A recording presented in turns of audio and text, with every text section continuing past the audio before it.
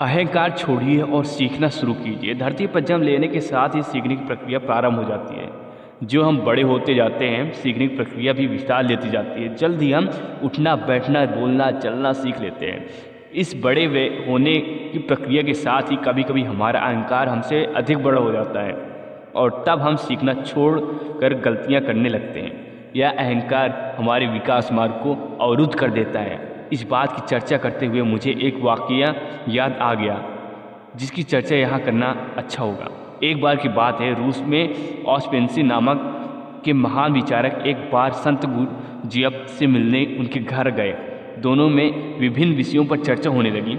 ऑस्पेंस्की ने संत गुरु जियप से कहा, यूं तो मैंने गहन अध्ययन और अनुभव के द्वारा काफ़ी ज्ञान अर्जित किया है, किंतु मैं कुछ और भी जानना चाहता हूँ। आप मेरी कुछ मदद कर सकते हैं? गुरजियफ को मालूम था कि ऑस्पेंस्की अपने विषय के प्रकांड विद्वान हैं, जिसका उन्हें थोड़ा घमंड भी है। अतः सीधी बात करने के से कोई काम नहीं बनेगा। इसलिए उन्होंने कुछ देर सोचने के बाद एक कोरा कागज उठाया और उसे ऑस्पेंस्की की ओर बढ़ाते हुए बोला, यह अच्छी बात है कि तुम कुछ सीखना चाहते हो, लेकिन मैं कैसे समझूं कि तुमने अब तक क्या क्या सीख लिया और क्या क्या नहीं सीखा। अतः तुम ऐसा करो कि जो कुछ भी जानते हो और जो नहीं जानते उन दोनों के बारे में कागज़ पर लिख दो। तो तुमने पहले से ही जानते हो उसके बारे में तो चर्चा करना व्यर्थ है, और जो तुम नहीं जानते उस पर ही चर्चा करना ठीक रहेगा। बात एकदम सरल थी, लेकिन ऑस्पेंस्की के लिए कुछ मुश्किल।